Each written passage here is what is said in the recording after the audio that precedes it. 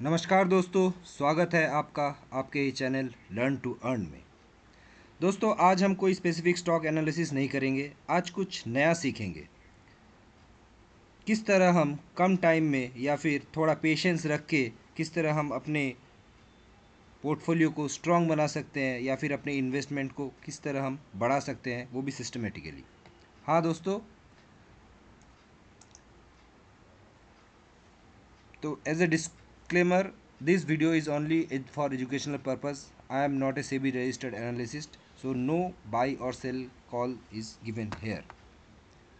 हाँ दोस्तों, S I P in stock.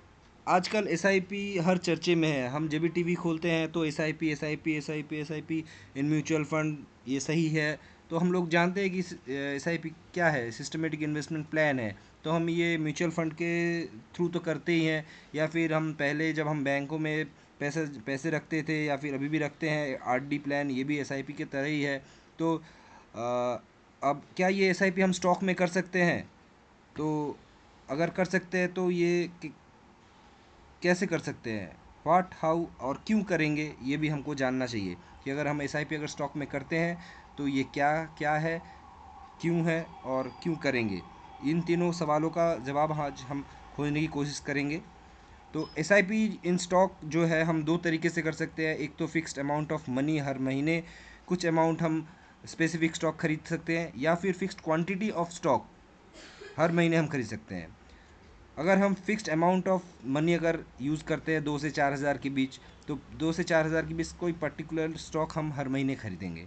या फिर अगर हम दूसरी तरफ देखें, हम हर महीने अगर 10 या 20 कोई पर्टिकुलर स्टॉक खरीदते हैं तो सेम क्वांटिटी हम हर महीने खरीदेंगे।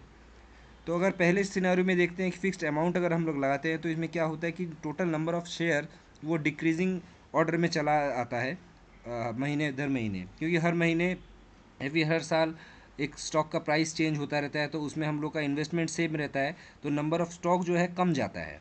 और दूसरी और अगर हम फिक्स्ड क्वांटिटी ऑफ अगर स्टॉक देखते हैं तो हमारा क्या होता है कि क्वांटिटी हमारा फिक्स्ड रहता है, पर हमारा इन्वेस्टमेंट बढ़ता रहता है। तो अगर हम फर्स्ट सिनेरियो करेंगे, कहते हैं कि अगर हम इस तरह करते हैं तो इस टर्मिनोलॉजी को कहते हैं पिरामिडिंग, जो कि एसआईपी में होता है, पिरामिडिंग। और जो सेकेंड सिनेरियो है उसका जो उसको कहते हैं हम एवरेजिंग। तो हम दोनों दोनों सिनेरियो कंसिडर कर सकते हैं, लेकिन मेरे को लगता है कि जो दूसरा वाला जो सिनेरियो है एवरेजिंग, इसमें ज़्यादा प्रॉफिट होने का प्रोबेबिलिटी है। कारण है कि हम लोग हर साल इन्फ्लेशन बढ़ता है, हम लोग का सैलरी बढ़ता है, तो हम इन्वेस्टमेंट भी हम लोग को बढ़ाना चाहिए। तो हम 10 या 20 particularly fixed number of stock हर महीने खरीद सकते हैं अपने हिसाब से। अगर हम एग्ज़ाम्पल के तरीके से ले कि 2020 से 2024 में अगर किसी ने एसआईपी इन स्टॉक किया हुआ होता तो क्या होता। इन कंपनियों को हम हर दिन देखते हैं या हर दिन चर्चे में रहता है, हम लोग इन कंपनियों को जानते हैं, इनका सामान यूज़ करते हैं। जैसे एसबीआई हो, टाटा मोटर्स हो, रिलायंस हो, एशियन पेंट्स हो, टाटा पावर हो या सन फार्मा हो, इन सभी कंपनी को हम जानते हैं। या फिर निफ्टी 50 में जो 50 बेहतरीन स्टॉक है उन सबको हम जानते हैं। तो इनका प्राइस अगर हम 2020 में देखें तो एस बी आई का जो दाम था 160 रुपया, टाटा मोटर्स 84 रुपया, रिलायंस 986। हाँ, ये कोरोना के वजह से ही हुआ था। और अगर हम कोरोना के बाद भी अगर हम देखते हैं कि 2021 से, तो भी इनका प्राइस में उतना जंप नहीं आया था। तो हम कंसिडर करेंगे ये भी कि चलिए कोरोना से तो यहाँ तक का रिटर्न बहुत ज़्यादा है। अगर हम उसको 50% भी अगर काट देते हैं तो फिर हम लोग का रिटर्न कितना हो सकता है, ये भी हम लोग को ध्यान में रखना चाहिए।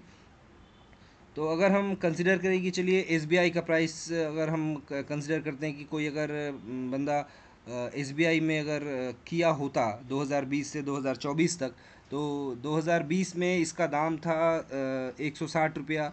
अगर वो 10 स्टॉक खरीदा होता हर 6 महीने में, अगर हम लोग प्राइस भी कंसिडर करते हैं कि चलो 40 से 50 रुपया हर 6 महीने में एसबीआई का दाम बढ़ा होगा, तो हम लोग का जो 2020 में 160 और 2023 में अगर 600 भी हम लोग पकड़ लेते हैं इसका दाम हुआ होता, तो इसमें हम लोग का टोटल जो इन्वेस्टमेंट है वो 192,600, मतलब 1,92,600 रुपया का हम लोग का इन्वेस्टमेंट आ जाता। और इसमें हम लोग का जो टोटल जो नंबर ऑफ़ शेयर्स 4 साल में होता वो 480 होता, उसको एवरेज रेट होता 401 रुपया। मतलब 2023 में जो बंदा 600 रुपया का जो स्टॉक खरीदा है वो भी उसको एवरेज करके 401 में मिल रहा है। तो इसमें हम लोग देखते हैं कि परसेंटेज ऑफ रिटर्न क्या आता है। तो हम लोग के पास 480 शेयर्स है 401 रुपये के एवरेज प्राइस में, जिसका वैल्यू आता है 1,92,000, मतलब हम लोग का जो इन्वेस्टमेंट है। और 2024 के जनवरी में एसबीआई शेयर का जो प्राइस था वो 630 रुपये के करीब था। तो उसमें अगर हम लोग मल्टीप्लाई करके देखें तो इसका वैल्यू आता है 3,02,400 रुपया। तो इसका जो रिटर्न आता है वो 57% है। ये कोई भी किसी भी इन्वेस्टमेंट प्लान से बहुत ज़्यादा रिटर्न है। हाँ चलिए, उसका अभी तो हम लोग जानते हैं कि 2020 से 2024 तक बहुत ज़्यादा शेयर का दाम बढ़ा हुआ है। तो 2024 से 2030 तक भी हम लोग अगर सोचें तो इसका प्राइस बढ़ सकता है, ज़रूर बढ़ सकता है, क्योंकि अभी बुलन शुरू हुआ है। और अगर कोई बंदा 4 साल के बाद अगर उसमें अगर एस करना बंद कर दिया होता और अगर विड्रॉल नहीं किया होता, तो उसका जो लेटेस्ट प्राइस है उसका 861 है, जिसका वैल्यू 4,13,280 रुपया आ रहा है, मतलब 113% के हिसाब से। तो आप कोई भी इन्वेस्टमेंट प्लान देख लीजिए, अगर इतना आपको रिटर्न दे सकता है या नहीं दे सकता है। आप ज़रूर अपना रिसर्च कीजिए, तभी जाके अपना पोर्टफोलियो क्रिएट कीजिए, या फिर स्टॉक एसआईपी कीजिए। अब तो ये बात है कि ऐसा हम लोग को मालूम है कि एवरेज करने से हम लोग एवरेज कर करके हम लोग अपना बढ़ा सकते हैं, तो हम लोग करते क्यों नहीं है? इसका भी तो कोई रीज़न होना चाहिए। तो हाँ चलिए, ये रीज़न भी हम लोग खोजते हैं कि किस रीज़न के लिए हम लोग फेल हो जाता है ये करना। क्योंकि हमारे पास नहीं है पेशेंस, हमारे पास नहीं है डिसिप्लिन, और जो हमारे पास है वो है फियर ऑफ लूजिंग, और ये ज़रूर होना भी चाहिए। लेकिन अगर हम पिछले दोनों पे काम करें तो वो जो फियर ऑफ लूजिंग है वो भी कम हो जाएगा।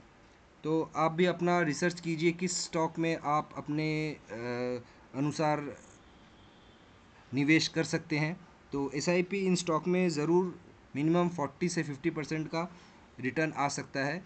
ये आप अपना रिसर्च करके ज़रूर इस पे काम कीजिए। तो आज के लिए बस इतना ही। धन्यवाद। अगर अच्छा लगे तो ज़रूर लाइक कीजिए और सब्सक्राइब कीजिएगा, और अपने दोस्तों के साथ भी शेयर कीजिएगा।